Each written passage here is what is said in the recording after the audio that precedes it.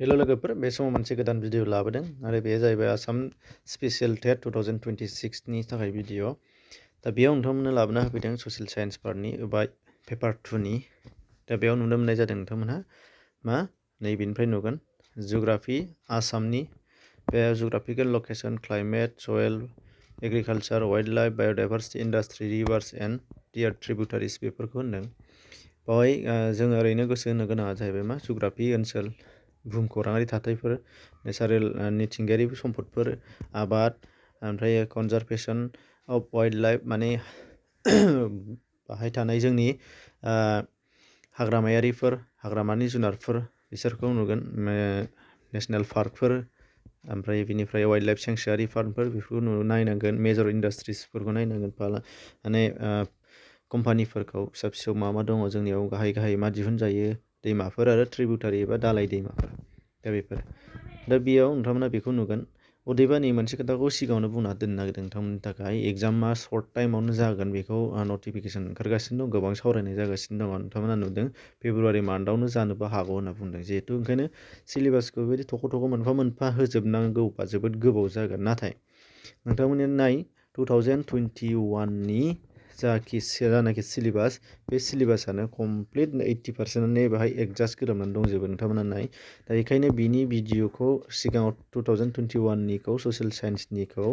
बानायखांजोबदोंआनो फ्रायानो 80%सो भिडिअ बानायनो हानाय जादों नोंथांमोननि थाखाय दा बेखौ नोंथांमोना डिसक्रिपसनाव फार्स्ट लिंक मोनगोन टेट ग्रुप बेयाव थांनानै मोनफा मोनफा सिलेक्सन खालामनानै नायजोब होमबानो नुजोबगोन गासिबो सलार सिस्टेमनाबो मोनसे भिडिअ आलादा दङ नैबे फार्स्टनियाबो आलादा दङ थिग बिदिनो ओरैजाय हिस्ट्रियाबो जेसेबां दङ आरो पलिटिक्सआवबो गाहायनि जेसेबांनाखि दङ बेफोर गासिबो मेजर डाइनास्टिसफोर बिसोर गासिबो दंजोबखायो भिडिअ ओंखायनो बेखौ नोंथांमोना अननानै नाय नङाबा नोंथांमोनहा मोनफा मोनफा सानसेयाव मोनसेबा मोननै भिडिअ नेयै आसा खालामोबा माने गोबां लेट जालांगोन आरो दा जिखायनो नोंथांमोनखौ बुंदों बाहाय नायनानै थां खनसे होमबा नुनो मोननाय जागोन गासिखौबो बबेया गोरोबदों माने गोरोबजोबखायोआनोखा दा बे दा अब्ला नायदो बेवहाय मा दङ नायदो खनसे लिरना होफिनबावदोंमोन जिअग्राफिकेल लकेसन क्लाइमेट आसामनि गोजा बेयो गासिबो ट्रिबिउटारि बेफोरो आसामाव बुरलुंबुथुर दैमानि लावथाया बेसेबां होनदों नैबे 640 किल'मिटार बुरलुंबुथुर दैमानि देरसिन दालाय दैमाया मा होनो सुबनसिरि बेखौ गोसोआव लानांगोन बुरलुंबुथुर दैमानि साहा बाहागोनि खोलाहा बाहागोनि देरसिन दालाय दैमा माने बुरलुंबुथुर दैमानि साहाथिंजाय थानाय दालाय दैमाया बबेया देरसिननो बुरिदिहिंआ नैबेयाव दङ बुरिदिहिं बे आसामाव बराक दैमानि लावथाया बेसेबां 225 किल'मिटार्स गाहायनि बबेया बरक दैमाया बारलांनाय आसामनि जिल्ला नङा होनदों हथात आसामनि बरक दैमाया बारलांनाय जिल्लाफोरा नैबे मोनथामा नङिया जाहैबाय नैबे बेनिफ्राय नायदो ओरैजाय गाहायाव दङ बराक दैमानि खोलानि गाहाय दैमाया जाबाय नैबे 3 नाम्बारा सनाय बराक दैमानि साहानि गाहाय दालाय दैमाया बबे होनदों नैबे सिरि आसामनि बुहुमखौराङारि थाथाया मा बेखौ होननाय जादों माने अकुफान आरो द्राघिमाफान लंटिटिउड लेटिटिउडआ माबादि बियो बेखौ बाहाय होनाय जाबाय नोंथांमोननि थाखाय फरायला मानो होनबा बेनि PDF लिंक नोंथांमोननो डिसक्रिपसनाव होगोन बेजों डाउनलड खालामनानै नटखौ फरायनो हागोन गोसोबादि सुबिदा होनाय जादों बेनिफ्राय दङ नायदो 9 नाम्बाराव दङ सा सानजा भारतनि बबे नोगोरखौ गेटवे अफ नर्थ इस्ट बुंनाय जायोनो गुवाहाटि बेथ' मिथिगौ 2आव दङ आं थिग मार्क फिसा होजोबखादों अब्ला नायनानै ला आसामनि मिथिंगायारि ओनसोल मोनब्रै बेफोर मा होननाय जादों आसामनि मिथिंगायारि ओनसोलफ्रा मा होननानै सोंनायाव मोनब्रै मोनसे नङि होनो हागौ बबेया नङा बेखौ होमबा ओंखायनो मोनब्रैखौबो नटखौ लादो बेखौ थिग मार्क होनाय जायाखै मानोना सेलेक्सन नङा बियो आसामनि बारहावानिया मोनब्रै बोथोराव रानजादों मा बोथोर आसामनिया बेखौबो नायदो बेबो माने MCQ नङा जिहेथु बे 11 नाम्बारा बेखौ गोसोआव लानांगोन खेबसेनो माला मौसुमि बोथोर माबाया मा दानाव जायो फैयो आगोलाव फैखांबाय मौसुमि बोथोरा मा दाननिफ्राय मा दानसिम जेरै जुन सेप्तेम्बर ओमफ्राय रानखां गोजां बोथोरा मायाव नभेम्बर जोबनाय फेब्रुवारि बेफोरो आसामनि बांसिन अखा हाग्रा जायगा सा लखिमपुर नैबे इम्परटेन्टथार सा लखिमपुर बे सिलेक्सन थिग मार्क फिसा होखानाय नायबाय दा आसामनि एसेसिन अखा हाग्रा जायगाया जादोंनो लामदिं बेखौ नायदो आसामनि हानि बाहागो मोनबेसेनो मोनब्रै बेखौ नायदो मा हानि बाहागो गाहायनि बबेयो आसामनि टाइगार रिजार्भ फरेस्ट नङा होनदों बेयो नङैखौ सोंनाय जादों नैबे रायमनायाव नङा माखासेयाव मोनजोबगोन मानास नामेरि काजिरङा बेयाव मानासाव माने टाइगार मोनजोबगोन गाहायनि बबे हाग्रामाया मा होनदों रामसेर साइटआव गोग्लैयो होनदों बबेया रामसेर साइटआव गोग्लैयो दिपर बिलआ गोग्लैयो नै माखासेया गोलैया इम्परटेन्ट बिसोरो आसामनि हाग्रा आरो अरनबारिनि रोखोमफोरा मोनबेसे मा बेखौ नायदो मानो होनबा बेनि गेजेराव मोनसे नङै होनानै बासिनो थिननो हागौ बेखौ लाजोबनांगोन बेखौ